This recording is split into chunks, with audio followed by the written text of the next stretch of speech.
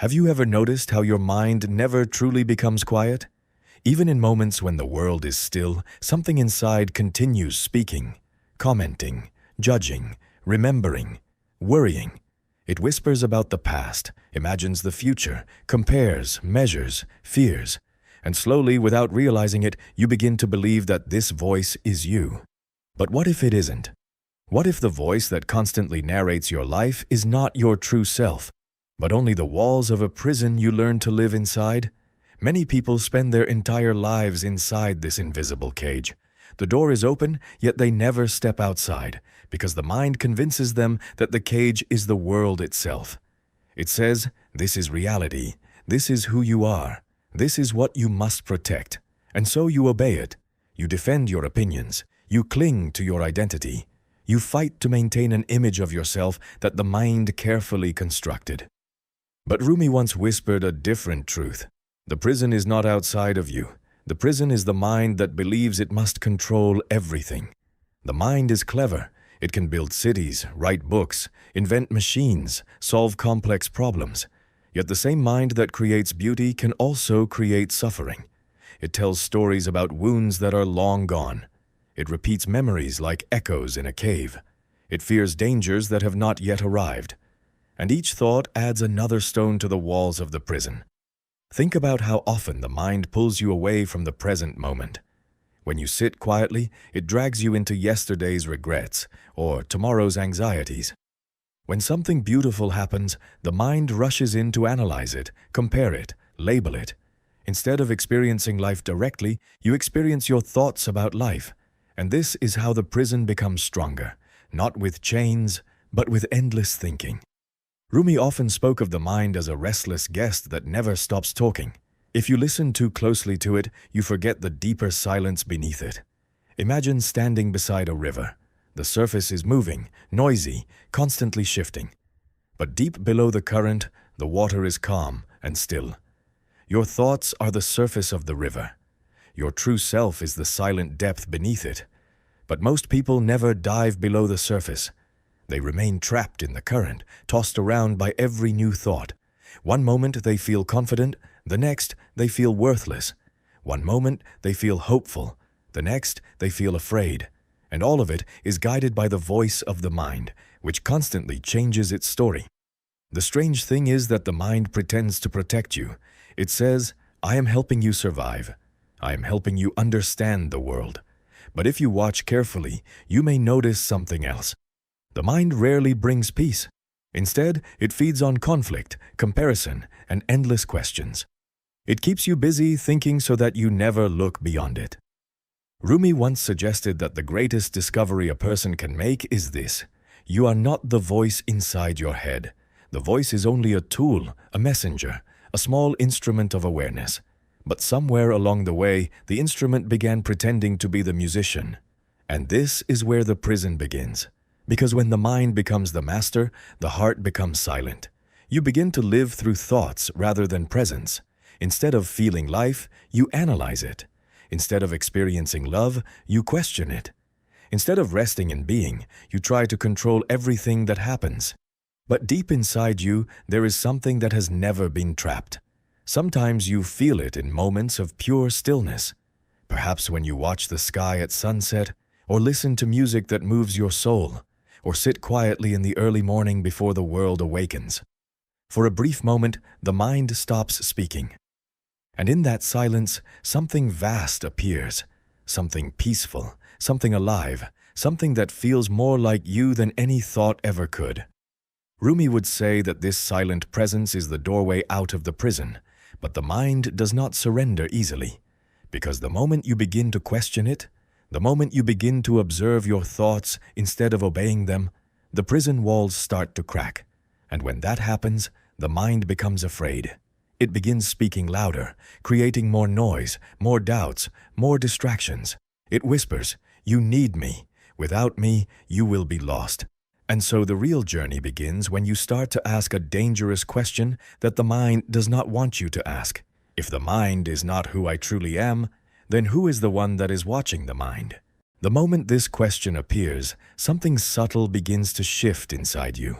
For the first time, the mind is no longer the ruler of your inner world. It becomes something you can observe. Like clouds moving across the sky, thoughts appear and disappear. They come with noise, with urgency, with emotion. Yet, if you watch carefully, you will see that none of them stay. And if they do not stay, how could they possibly be you? Rumi would invite us to sit beside our thoughts the way a traveler sits beside a road. Imagine watching people pass by in the distance. Some walk quickly, some slowly, some carry heavy burdens, some sing as they move along. But you do not become those travelers simply because you see them. In the same way, you do not become your thoughts simply because they pass through your mind. Yet the prison becomes powerful because we forget this simple truth.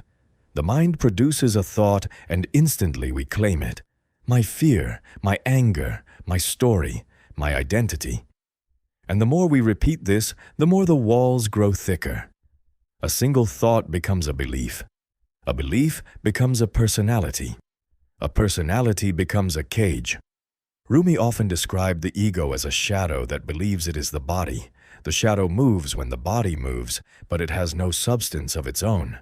Still, if the shadow could speak, it might declare itself to be the master. In much the same way, the ego is made from thoughts about who you think you are. It is a collection of memories, comparisons, and roles that the mind has carefully gathered over the years. You say, I am successful, I am a failure, I am strong, I am wounded, I am respected, I am ignored. But look closely at these statements. They are only ideas the mind has collected from the world. Before these ideas appeared, you already existed. And when these ideas fade away, you will still be here. The ego fears this realization more than anything else, because the ego survives through constant identification. It needs you to believe every thought. It needs you to defend every opinion. It needs you to take every insult personally and chase every praise like a thirsty traveler in the desert. If you stop believing the voice, the ego begins to weaken. This is why silence can feel uncomfortable at first. When the mind loses its endless stories, it feels as if something is disappearing. And in a way, something is disappearing. The false center that once controlled your inner world begins to dissolve. But what replaces it is not emptiness. It is something far more alive. Imagine a room that has been filled with noise for many years. Machines humming, voices arguing, doors slamming. At first, you barely notice it because you have lived with it for so long. But one day, the machines are turned off. The voices fade. The doors stop slamming. Suddenly, there is silence. At first, the silence feels strange, even unsettling. But then, something beautiful happens. In the quiet, you begin to hear things that were always present but hidden beneath the noise. The wind moving outside the window, the rhythm of your breath, the gentle beating of your heart, the subtle presence of life itself. This is what happens when the mind loses its grip. Beyond the prison of thought, there is a vast inner space that has always been there, a space that does not depend on praise or fear. A space that does not argue with the past or worry about the future. It simply exists, calm and awake. Rumi spoke of this space as the place where the soul remembers its origin, a place where the separation between you and life begins to dissolve. When you rest there, even briefly, the world feels different. Problems that once felt enormous become smaller. Conflicts lose their sharp edges, and the constant pressure to prove yourself begins to fade. But the mind will not surrender immediately. It will try to reclaim its throne. It may say, "This is pointless. You are wasting time. Thinking is necessary. Control is necessary." And in many ways, the mind is correct. The mind is a powerful tool. It helps you navigate the world, communicate with others, and solve practical problems. The problem is not that the mind exists. The problem begins when the mind becomes the master of your identity. Rumi never asked us to destroy the mind. Instead, he invited us to place it back in its rightful position, as a servant rather than a king. A servant can be incredibly useful. A king that never stops speaking becomes a tyrant. And so the real question is not how to silence the mind forever. The real question is something much deeper. Can you learn to step outside the prison even while the mind continues speaking? And this is where the path begins to change in a quiet but powerful way. Because once you realize that the mind is not your master, something inside you becomes lighter. The thoughts may still appear, the voice may still speak, but you are no longer completely trapped inside it. You begin to see the prison for what it truly is, not solid walls, but patterns of thinking repeated so many times that they started to feel like reality. Jalal ad-Din Muhammad Rumi often pointed toward a simple yet profound discovery. He suggested that the moment you become aware of the mind, you are already standing slightly outside of it. Awareness is the crack in the wall. The prison survives only as long as you remain unconscious of it. Think about this carefully. A thought appears in your mind. A worry about the future, a regret about the past, a judgment about yourself or someone else. In the past, that thought would immediately capture your attention. It would pull you into its story, and before you knew it, your emotions would follow it. Fear, anger, pride, sadness, all born from a single idea passing through the mind. But when awareness is present, something different happens. The thought still appears, but now you see it. You recognize its movement. You watch it rise like a wave. And just as quietly, you watch it fall. The mind speaks, but you do not have to follow every word it says. This is the beginning of freedom, because the prison loses its power the moment you stop believing that every thought is a command. The mind may say, "You are not good enough." It may say, "You must prove yourself." It may say, "You must control everything to be safe." But awareness gently smiles at these voices, the way an adult smiles at a child telling imaginary stories. And little by little, the mind grows quieter, not because it was forced into silence, but because it is no longer being fed with constant attention. Thoughts thrive on identification. When you stop clinging to them, they pass like clouds in a vast sky. Rumi described this state as a return to the heart. The heart, in his teachings, is not merely an emotion. It is a deeper intelligence within you, one that does not shout like the mind but speaks softly through intuition, presence, and compassion. When you begin to live from that place, the world feels different. You listen more carefully. You react less quickly. You notice the beauty in simple moments that the busy mind once ignored. The warmth of sunlight on your skin, the sound of laughter, the quiet rhythm of breathing. Life, which once felt like a series of problems to solve, slowly begins to feel like a mystery to experience. And perhaps this is what Rumi meant when he said that the mind can become a prison. Not because thinking is wrong, but because when thinking never stops, it separates us from the living moment. It places a wall between us and the richness of existence.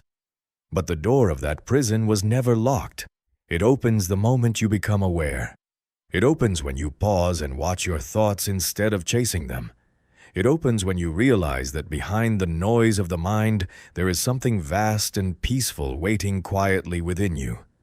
So the next time the mind begins to race, the next time it fills your head with worries, judgments, or endless stories, remember this simple truth. You are not the prisoner unless you believe the walls are real. And sometimes the smallest step outside the prison begins with nothing more than a moment of silence.